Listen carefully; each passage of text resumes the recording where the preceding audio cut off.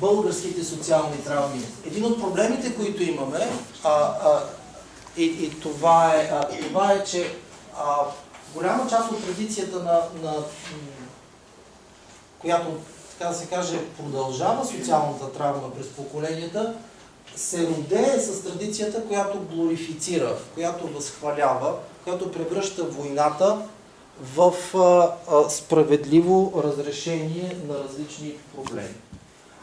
Аз смятам, че ако не сме готови да се откажем от войната като решение на който и да е конфликт, мисля, че няма как да се справиме с социалната травма като трагедия, която има качеството да се преподава през поколенията. Питал съм се да изредя всичките ми познати войни, за които не се български войни, за които не се сетих, разбира се, отворих в Википедия, но припомням ги, не за друго, припомням ги, защото всички сме учили история и в цялата история, която сме учили, войните са или са донесли келепир, или не са донесли. Или сме станали велики, или сме взели Добруджа, или не сме я взели, да не говорим за Пиринска Македония. Но войната като трагедия, която носи болка, която носи нещастие, която носи загуба, която носи болести, както припомнят историци, които са чувствителни към тази тема, войната като изначална трагедия не е популярна гледна точка в нашата култура. И вие като психоаналитици сте призвани да обърнете тенденцията. Аз смятам, че това е важно, защото по същия начин, по който Козия рог ни формира нашето мислене, по същия начин нашия исторически, това е задача според мен вече на историческата ни наука. Историческата ни наука далеч не се е еманципирала от войната като потенциално решение на човешките конфликти. Това важи и за нашата любима студена война, тази, в която сме се формирали ние тук с вас в тази зала.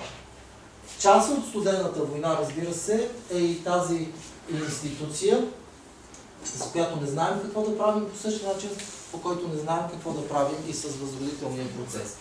Големите наши социални травми, които от моя гледна точка формират нашето социално мислене и нашето стоене в света в момента. По отношение на държавна сигурност, знаете, че склонността е да се подходи към нея военно, да се подходи илюстрационно. Хората, които са сътрудничили на държавна сигурност, трябва да бъдат наказани, като бъдат снети от възможности да вземат важни решения за държавата.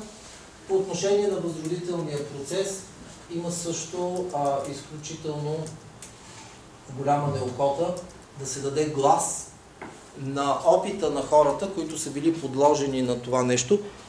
Историците знаят добре, не знам дали е стигнало до нашите учебници, че възродителен процес по отношение на българските мюсюлмани тече от момента, от който има съвременна България. Насилственото асимилиране на български мюсюлмани е процес, който не е спирал и който, за съжаление, се е превърнал в част от нашата идентичност. Тя става травматична, защото да си българи означава, че в някаква степен трябва да подкрепяш един изначално насилнически акт спрямо кого? Спрямо нашите си варвари.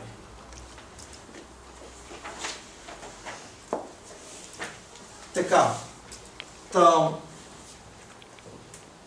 толкова за социалните травми и техният контекст в наши условия.